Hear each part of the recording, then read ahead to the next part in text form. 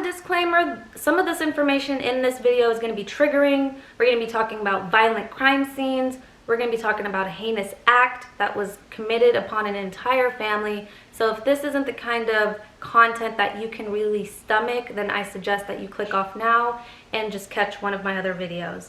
Hello YouTube, it's Eman. I'm back again for another true crime video.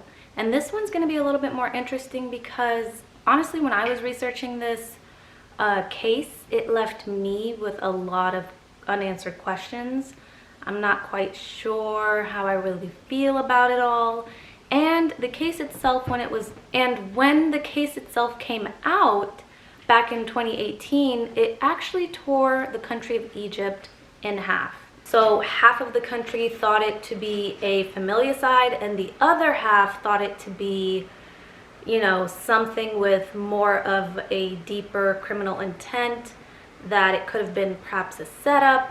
But let me just stop talking and let's just get right into the video. So it's right there. Can I make it a dance? Sure.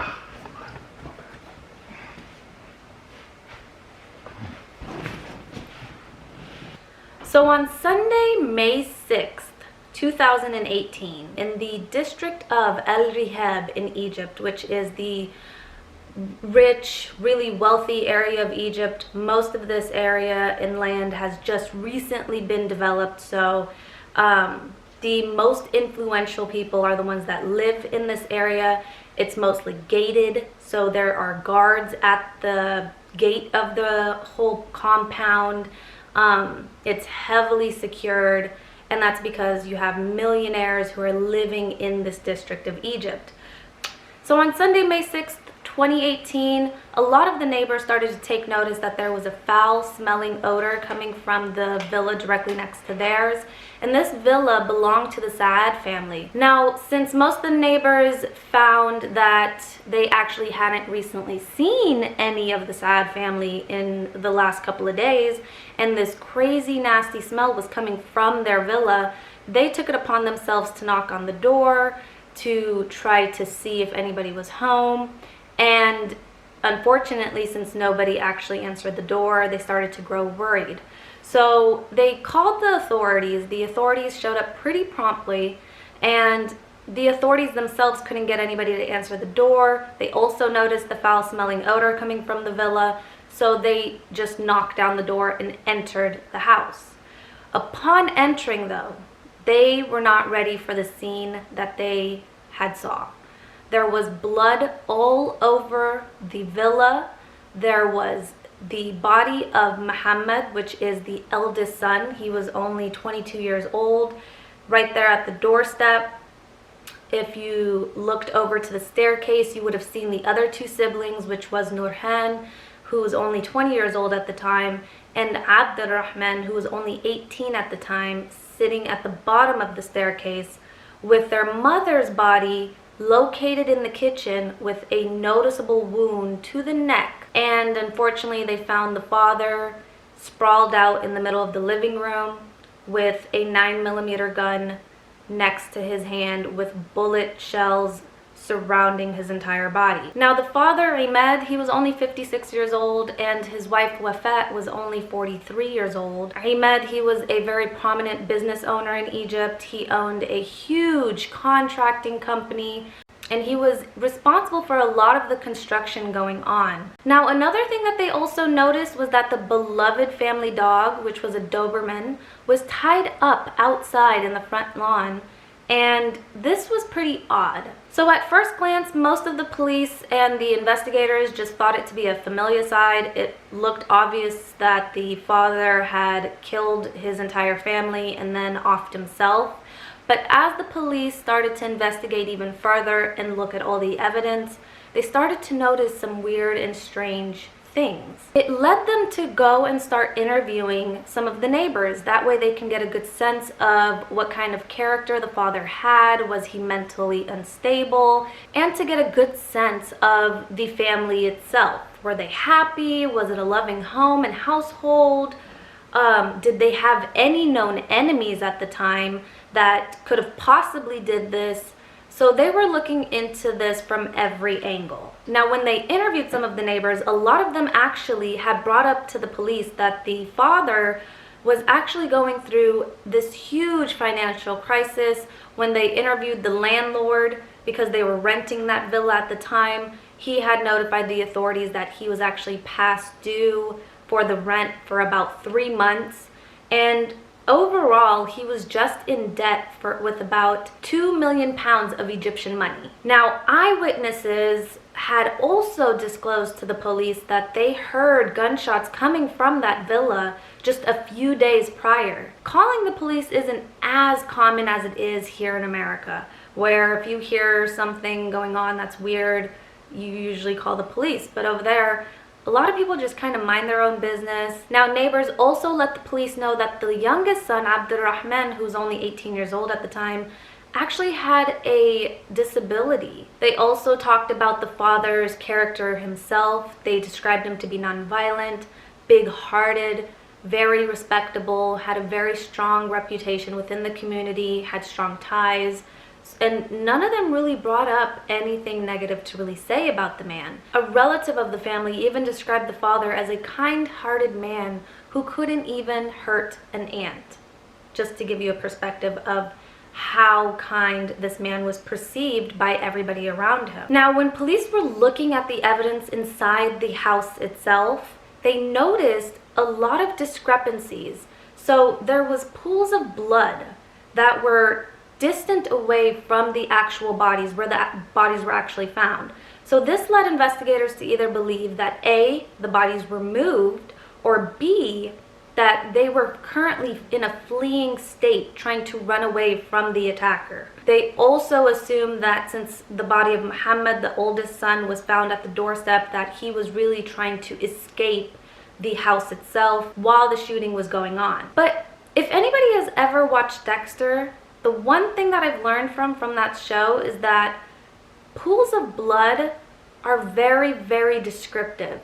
So if there's a pool of blood, that means that person was either standing in that place or laying in that place for a long period of time, enough time for that pool of blood to gather, right? So that didn't make any sense to me when I was reading through this case and through all the sources that I was finding online. That just raised a red flag for me, just for me in particular. And I personally don't believe that they were running, that pools of that kind of nature could have been done from a person in a fleeing state. Because if you're running, there's going to be different splatters, different forms of splatters. You're going to find that it's going to be more of like little droplets, because think about it, you're running. So as you're running, the blood is trickling down onto the ground. So there's going to be more of like little trickles of blood here and there, little pools of blood, but not overall a large pool of blood, right? That's just how I think. I don't know. I'm not a professional by any means. So crime scene investigators also took it upon themselves to take fingerprints from the entire crime scene. They also noticed that there was surveillance cameras in the neighborhood, so on neighboring buildings that they also gathered and were looking through. So they were doing a pretty decent job overall trying to gather the evidence in regards to this case. Now, police also dug in deeper to the father's background. They found that the father was caught up in forgery crimes. He was currently in a legal battle at court, and he had allegedly took at least 1.5 million guinea, or pounds, Egyptian pounds, of citizens' money and failed to return the benefits that he had promised initially. Which is why most people speculate that this is the reason why he was held up in his villa to begin with. He was hiding from the public. He was going through this big trial. It was a lot of money on the line.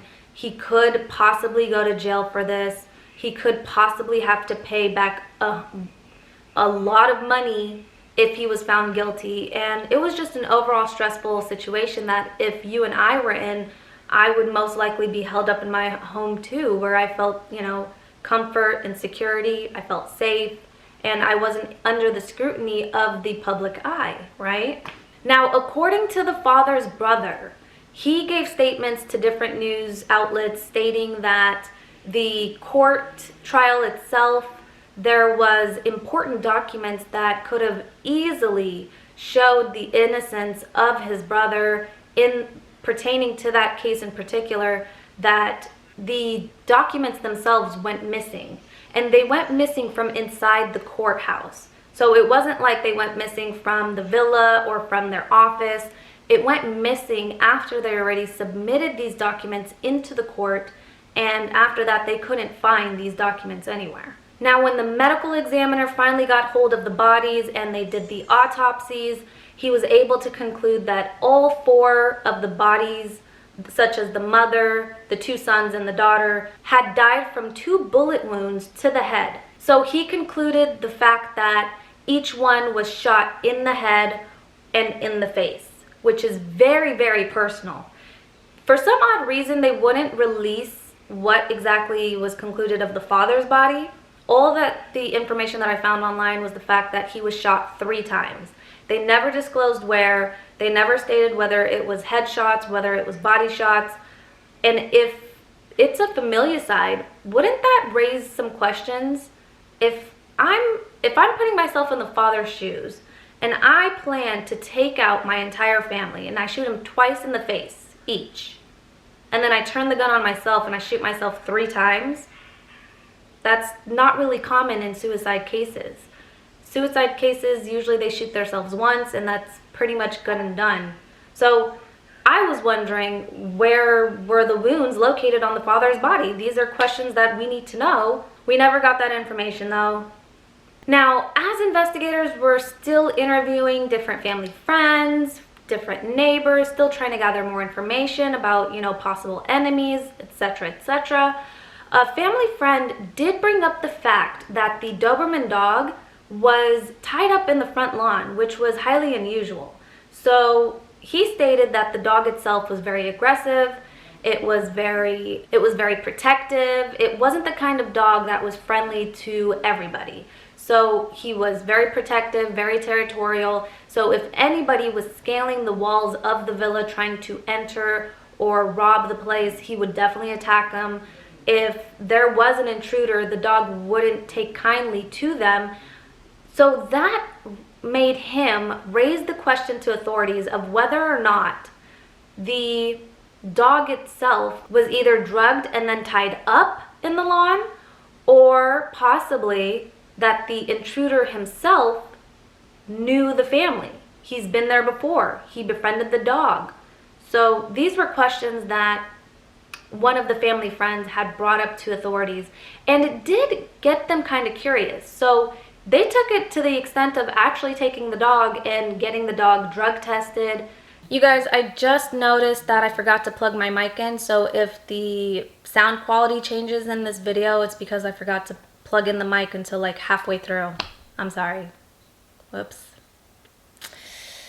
Moving on though. So they did go ahead and take the dog and get him drug tested, and they didn't find anything out of the ordinary in the dog's system. So again, finding the dog tied up in the front lawn, that raised a lot of questions. Why was the dog tied up? And a lot of the neighbors, when they first came pounding on the villa's door, they came because the dog itself was barking out of control. So either the dog wasn't fed in the past couple of days, he's been there a while, especially if they heard the gunshots a few days prior. The medical examiner also noted that the bodies were in a decomposing state already. So when the bodies were found, he thought it to be at least 5 days prior of when the murder actually took place, which coincides with the eyewitnesses' statements of hearing gunshots a few days prior.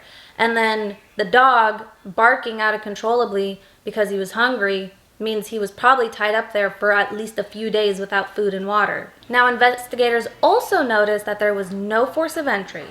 The doors were locked from the inside because when they first arrived on the scene, they had to break down the door. Nobody was answering. They could smell something rotting coming from the house inside.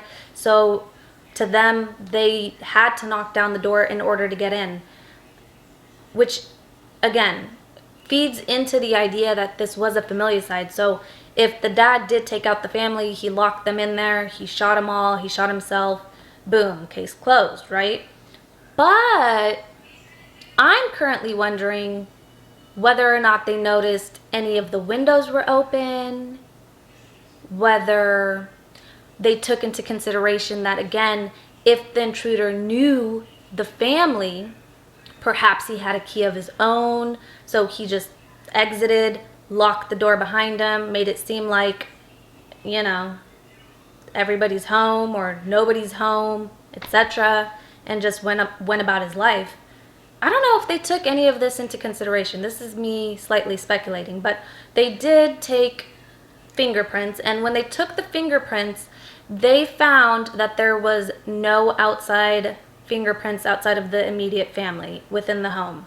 They didn't find any strangers' fingerprints, but again, we know that people can wear gloves, so it didn't give them much to really go on. And remember how I was telling you guys that there's guards, literal guards, standing at the gates of the gated community, checking each person in? They noted that nobody came by that wasn't supposed to be there. So they didn't notice anything out of the ordinary. Now, the initial crime report also stated that they didn't notice anything missing from the villa, so as a robbery being the motive, they didn't find that conclusive in any way. Nothing was taken, nothing was stolen, so it couldn't have possibly been a theft and then it turned into a murder and a family annihilation. They already ruled that out. Nothing was missing from the villa itself. Now, Ahmed's brother totally dismissed any type of possibility that his brother would be able to do this act. He was stating that his brother was not suicidal, his brother was not violent at all.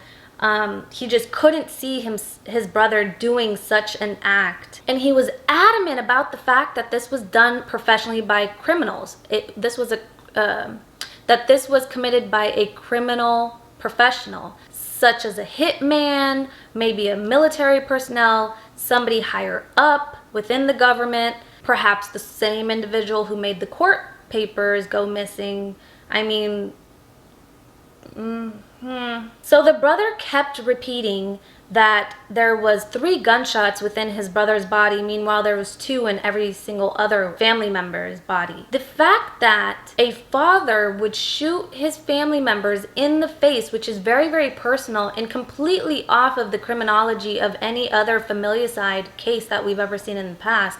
Usually when fathers take their children's lives, they're doing it in a manner of such putting them in the back seat, driving off of a cliff into a body of water, holding them, cradling them, and then jumping off of a bridge. They do it in a mean of way where they're protective and controlling over the child, and not in such a violent manner. For a person to shoot somebody in the face twice like that, that is violent, that is personal, that is, like, there is no love there. Your face is literally your identity. So why would anybody who loves you would want to shoot you in the face, especially twice? Twice? That just made no sense to the brother, and it honestly makes sense to me. That doesn't make sense. So that also raised a few red flags for me as well. So I totally get where the brother's coming from. So his brother also then stated, in the last call I had from Ahmed, he talked about the disappearance of important documents which he had presented to the court to back up his case in a business dispute. So Ahmed's brother has been advocating for justice for his brother and his family. He is adamant about the fact that this was a criminal professional who was behind this heinous crime. He said that his brother could never have done such a thing. However, from all of the sources that I've seen online, it seems as though they closed this case as a familicide. They stated that the father, there was enough evidence there for them to close the case on the fact that the father was the one who committed this crime and act. So I'm just left confused, honestly. And I have a few unanswered questions. Did they ever test the father's hand for gunshot residue? I mean, that could have been a telling sign right there. Whether or not a gun was shot and fired from his hand or it was just placed next to him in a staging effort. I don't know if they ever did this. It was never stated in any of the sources or reports. So this was just a question that was in the back of my head while I was reading through everything. Again, another unanswered question that I want to bring up is, where were the wounds located on the father's body? Were they headshots? Were they body shots? I need to know this so it can make sense in my little head, okay?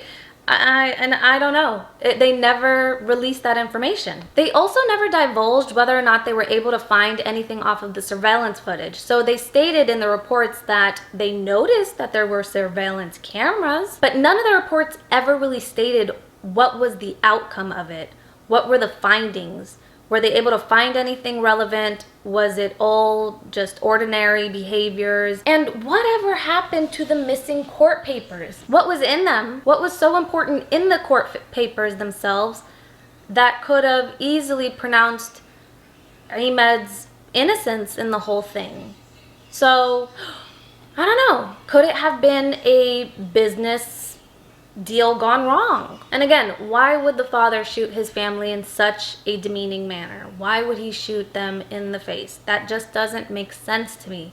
Make it make sense, please, because for my little brain, it's not working. It's not computing all of these data points that I'm being fed by the media. I don't know. I'm just wondering, anybody back home, did you guys have any more additional information that came out about this case?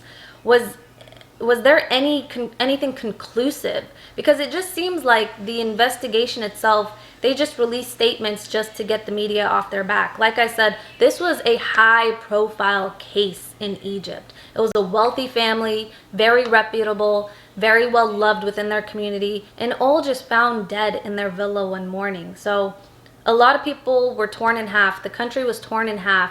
Did they think it was a professional hit? Did they think that the father did it? And there was just so much back and forth about this case. I don't know. I'm just wondering, do you guys have any additional information that you can contribute to this case? I would love to know. And honestly, if this was a professional hit on this family, then I would love to see justice brought forth for this family. They were a beautiful family. The sons were gorgeous. The daughter was young and beautiful.